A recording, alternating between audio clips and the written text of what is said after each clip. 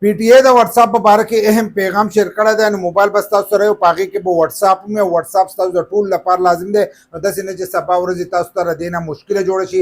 د دینه مخکې موږ باندې ویډیو کړی دا خو سره دوباره شیر کوم ځکه د پی ټی ای د طرف راغلی تاسو ځان باندې پوه کړئ. داسې نه چې سبا ورځ د دې د لاسه تاسو ته نقصان ملو چې تاسو قیمتي ډیټا چې دا ضایع شي. تاسو سره چې د موبایل کم سیم دی او دغه سیم تاسو بندي خو دی په موبایل کې تاسو سره پروت نه نو تاسو دغه سیم چې دی دا بنديږي. لکه کله چې تاسو دا سیم کېدی او ورځې د دې وشوي 15 میاشتې وشوي داسې وشو تا په موبایل کې واپسې کې نه ښودلو نو د پی ټي ای د طرفه دغه سیم چې دی دا هغو بندوي. لکه هغه دغه سیم بند کړي او چې بیا بل کس ځان نه نوی سیم راوکاږي نو اکثر په دغه سیم باندې چې دی ستا دغه واتس اپ یا سپي دا بل کس هم کولولی شي. ځکه دغه سیم چې راووتلو نو هغه سیم په تر باندې به هغه ځان واتس اپ کولوي چې واتس اپ کولوي نو په هغې باندې الریډي ستا واتس اپ چې دی دا موجود وي. یو خو په دغه طریقه باندې هغه ستاسو واتس اپ ته چې دی هغه ځان رسولی شي. نو هر کله چې تاسو په یو سیم باندې واتس اپ جوړ کړئ نو هغه سیم چې دی هغه ټایم په ټایم پکې کولاوهئ.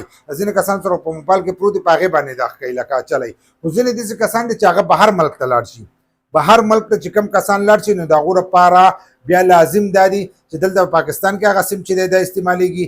بل لا اکثر دغه کسان چې دی هغه سیم چې دی دا بند کړي او واتس اپ چې دی هغه د دې سره په بهر ملک کې کولاوي. نو چې په بهر ملک کې ستاسو سره کولاوي او دا سیم بند شو او دا دلته کې چا راویستو چې راویستو نو هغه بیا ستاسو واتس اپ چې دی هغه استعمالوي. لکه ستاسو دغه واتس اپ چې دی هغه دلته کې هغه ځان نه استعمالولی شي او چې هغه څه غلط کار وکړو نو هغه هر سره چې دی هغه په تا پسې حسابېږي. ځکه چې واتس اپ ستا په نوم باندې دغه شانتې د موبایل نمبر چې دی هغه ستایي نو چې هغه رانیسي نو هم به تا چې دی دا به رانیسي. دغه شانتې ځینې کسان چې دي هغه بهر ملک ته چې دی هلته لاړ شي. نو چې بهر ملک ته لاړ شي نو سیم خو دلته کې پروت دي نو چې سیم یې دلته کې پروت دي نو دلته خو هغه بیا په موبایل کې دغه سیم نشي کېښودی نو هغه چې موږ به کوو څو چې زموږ دغه سیم بندېږي. نو تاسو له پکار دي که تاسو په بهر ملک کې ځان لا دغه جوړ کړئ واتس اپ جوړ کړئ په بهر ملک یو جوړ کړئ یو په پاکستان په نمبر باندې واتس اپ جوړ کړئ. نو تاسو له پکار دي چې تاسو خپل دغه واتس اپ ته چې دی نمبر چینج کړئ. تاسو کله د ملک نه بهر ته وځئ نو هم نمبر چینج کړئ د پکار دي د هغه ملک په نمبر باندې یا د هغه په ملک په دغه نمبر جوړ کړئ پاکستان ته رالی نو ډایرکټ ورته نمبر چې دی دا چینج کوئ.